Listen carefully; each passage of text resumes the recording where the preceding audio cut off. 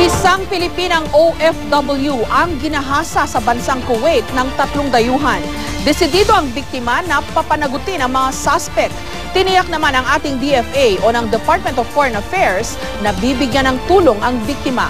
Kasunod ng halos sunod-sunod na kaso ng sexual abuse sa mga Pilipinang overseas worker, plano raw ng ating gobyerno na magtalaga ng mas maraming babaeng welfare officer sa ibang bansa. May report si John Consulta. Iyak po ako. Paano po ako makakapanlaban? Hindi ko po alam gagawin ko nung time. Dahil natatakot naman po ako na ako'y saktan nila.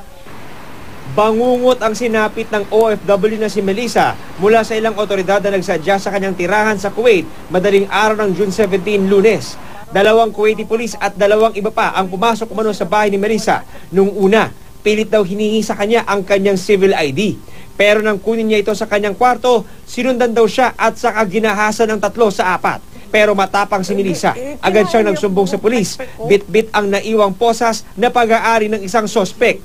Positibong naituro ng Pinay ang mga salarin.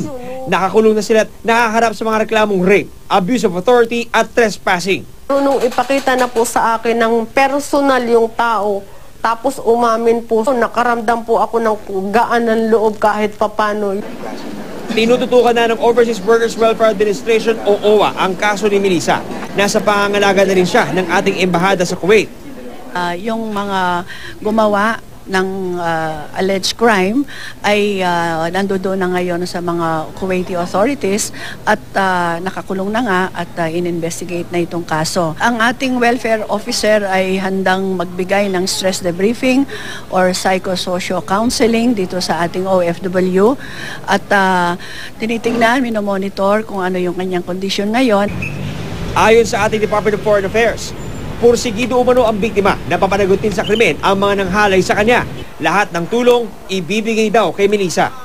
Sa gitna naman ng sunod-sunod na kaso ng pang-aabuso sa mga Pilipinang overseas worker, pinag-aaralan na ng Department of Labor and Employment ang pagtatalaga ng mas maraming babaeng welfare officers sa mga OFW shelter. Hindi lang babae ang i-assign to manage the Filipino Workers Resource Center, kundi pati yung case officer, mas kampante tayo siguro doon pagka ganun dahil babae sa kapwa babae ang nakakaroon ng interaction. John Consulta, GMA News.